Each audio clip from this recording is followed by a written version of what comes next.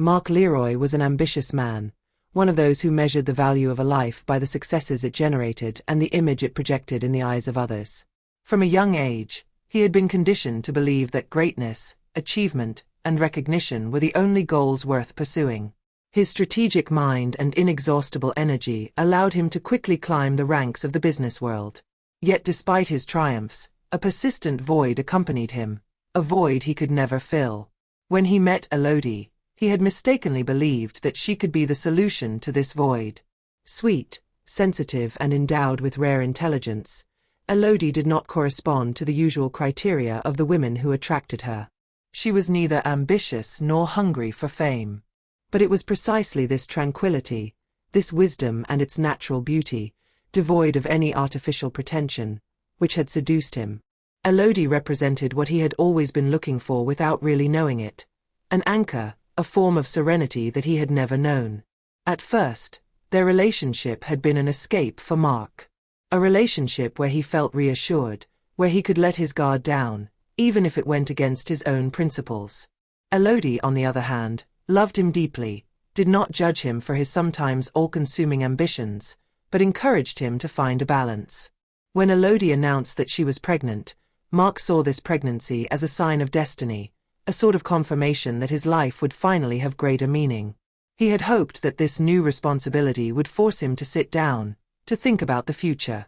He had imagined himself to be a model father, giving his children everything he never had, offering them a world of comfort and possibility. But everything collapsed the day she gave birth to triplets. 3 babies.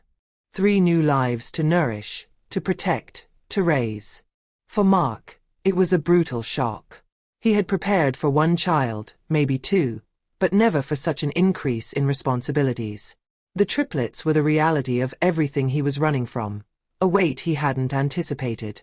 His dreams of adventure, endless business trips, and personal success now seemed unattainable. The pressure mounted quickly. The man who had always believed that the future was a road paved with infinite possibilities found himself facing a wall. Her conversations with Elodie had become desperate calls, silent tears, pleas. Elodie, although panicked by this new life which had just turned their lives upside down, remained calm and determined. She knew that love and family were stronger than anything. She couldn't understand how Mark, the one she had loved, the one who had promised to be by her side, could be so easily erased by a situation that he had nevertheless helped to create. But Mark, in his fear of the unknown, in his irrational thirst for freedom and independence, made a decision that nothing could ever justify. One evening, after an exhausting day chasing dreams that now seemed inaccessible to him, he packed his bags. I can do that, Elodie. I'm not made for this life. That was all.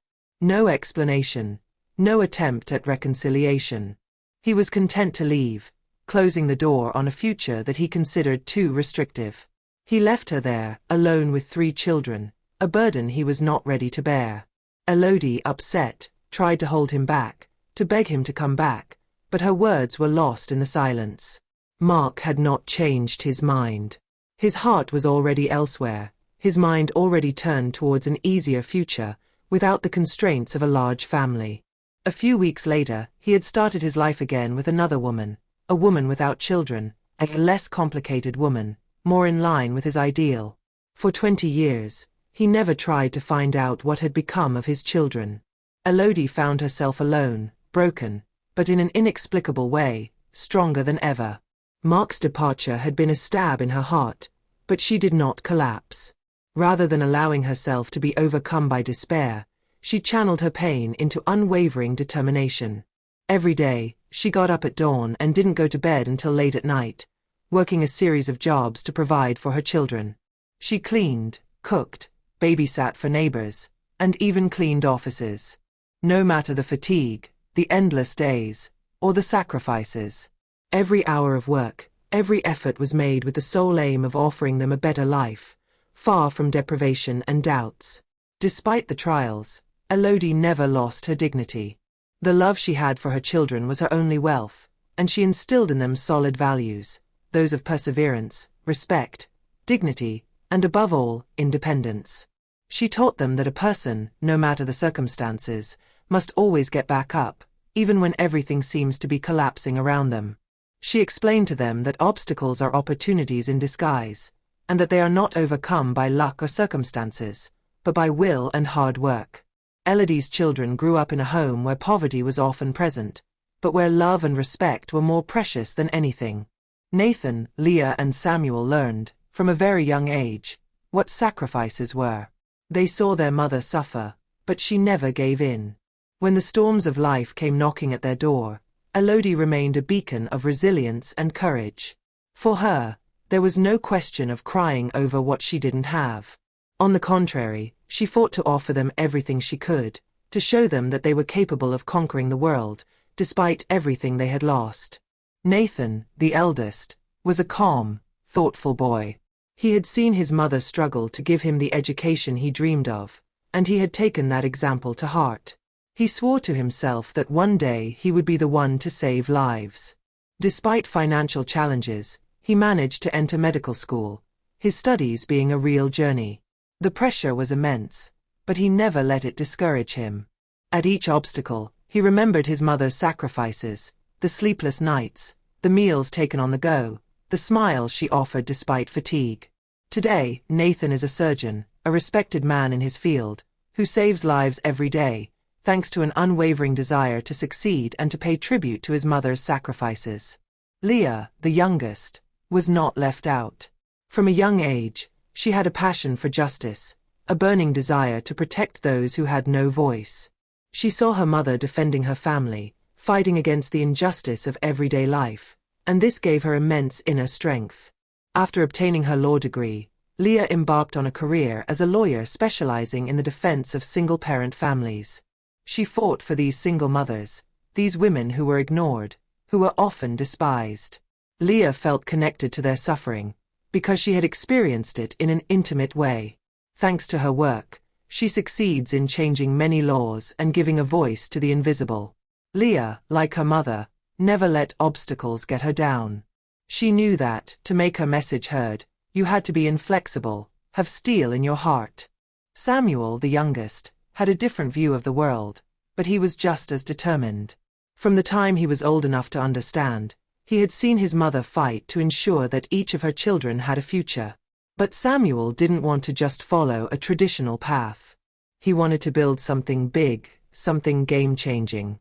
Self-taught, he learned the basics of programming, developed projects during his university years, and founded his own company. His field: technology. Samuel had a gift for anticipating trends and developing products that revolutionized the market. He launched a startup that quickly became a leader in its sector. He knew that his success would not come from a family heritage or outside help, but from his own determination to do better, to go further, and to make proud his mother who had raised him with so much love. They had grown up with a desire to prove that they could succeed without their father, but also to honor the woman who had raised them. And they did. Meanwhile, the life of Mark Leroy, the man who had once aspired to greatness, had not taken the turn he imagined. He had made his fortune at a young age, yes, but that wealth was based on a series of risky choices and ill-advised investments. His quest for a life without constraints had led him to neglect the essential foundations of true success. First, he had spent lavishly, impressing business partners and celebrities, but his ostentatious luxury did not last long. His poor investment choices had slowly but surely eroded his fortune. Then came his divorce, a fatal blow to his financial and emotional stability. The wife he had married, a woman younger, more beautiful and more ambitious than him, had left him after several years of tension linked to his inability to devote himself to the family and his responsibilities. She left him with a lot of his money and icy silence.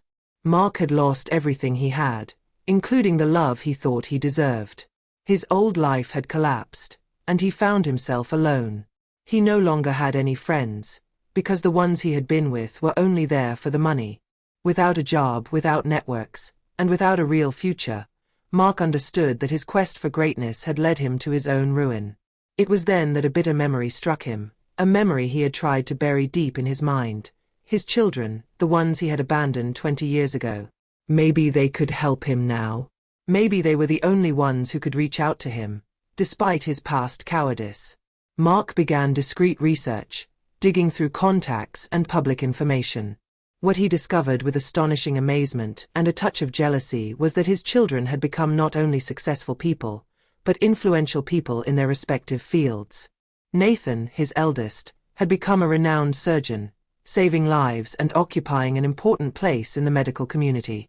Leah, his youngest daughter, was a lawyer, involved in the defense of single-parent families and respected in the legal community. Samuel, for his part, had founded a thriving technology company, a rapidly expanding startup, of which he was the spearhead.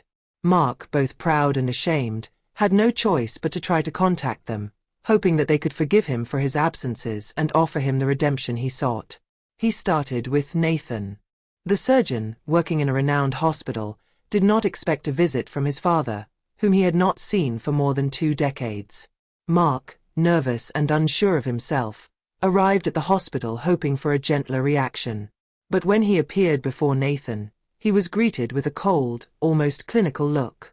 "Why are you here?" Nathan asked, his tone devoid of any emotion, as if he were speaking to a stranger. Mark hesitated, searching for words. He had repeated to himself what he wanted to say, but the encounter was much more overwhelming than he had imagined.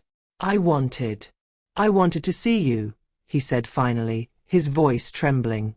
Nathan stared at him intensely, and the anger that flashed in his eyes was immediate. 20 years. 20 years without a call, without a message. "And today, you come to see me because you are in need?" he repeated, anger rising in his veins. Mark, trapped by his own regrets, had no answer. The heavy silence between them made him suffocate. Nathan turned on his heel, not even offering her another glance. Devastated but determined to try with Leah, Mark went to her house, to her law office.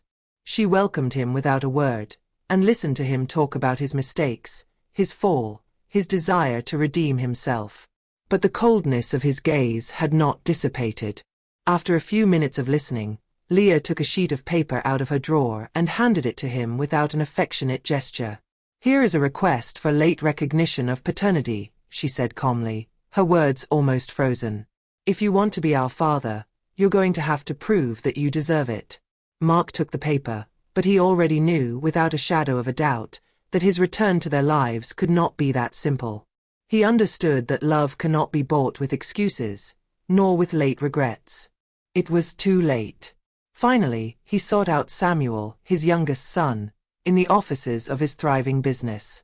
There, he still hoped for a small glimmer of hope, a gesture of understanding. Samuel, on the other hand, looked at him with deep sadness, but also disdain that showed in his eyes. "You know, Mom never stopped us from looking for you.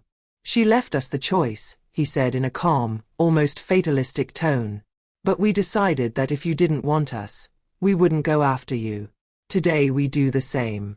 Mark's face fell as he heard these words, and he walked away, alone, his mind drowned in the cruel reality of his own abandonment. He had lost his family long before he needed them, and now it was too late to recover what he had destroyed. Meanwhile, Elodie, surrounded by her children, received a prestigious award for her commitment and courage, a well-deserved tribute to her strength, to her unwavering love. She was celebrated, honored and respected by those who understood the depth of her sacrifice. And Mark. He was just a ghost from the past, wandering in a world he had destroyed with his own hands. He now lived with a regret that would never leave him, haunted by the memory of those he had abandoned and who, without him, had built a better life. Love and responsibility are not temporary choices. Those who abandon those who love them always end up paying the price.